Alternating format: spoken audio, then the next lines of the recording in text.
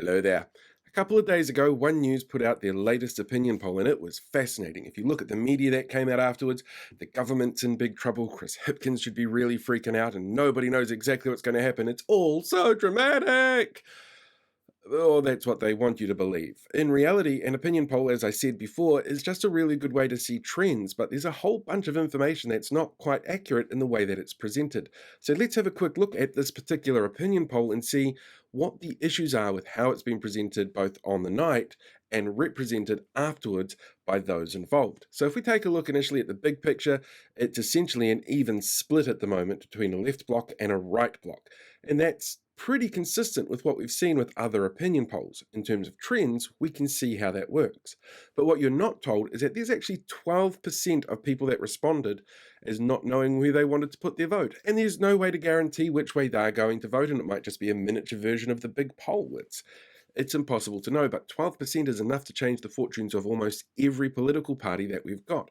If 12% of people suddenly decided to vote for Top, that would put them in a position of power alongside Greens and ACT in terms of the number of MPs that they've got. It's a huge game changer. That 12% is the most important number on this entire opinion poll.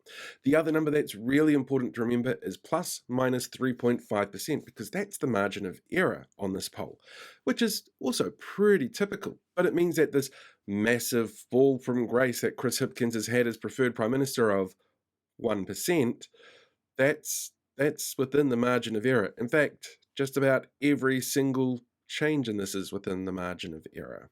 That's awkward.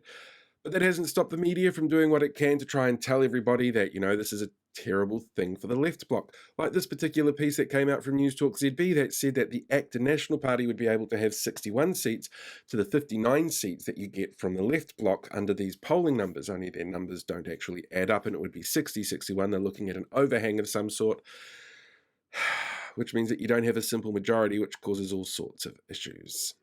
And then, of course, this was the first opinion poll that we've actually seen a whole bunch of the freedom parties pop up on, even though they're down on that 1%. And that's really fascinating as well, because the way that it's been shown on TV means that they would have 5% amongst them if they got together under some kind of, I don't know, umbrella, then maybe they'd be able to get into Parliament. Only that's not really the case whatsoever. If you have a look at the actual numbers that came in, they've been, what's the word I'm looking for?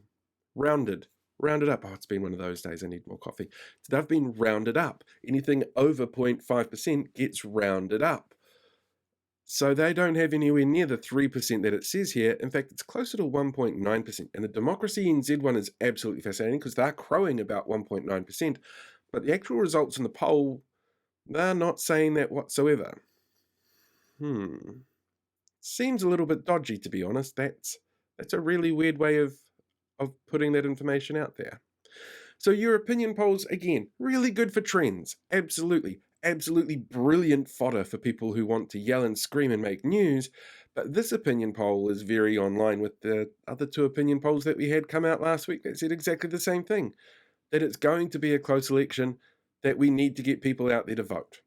That's pretty much what you should take away from this opinion poll.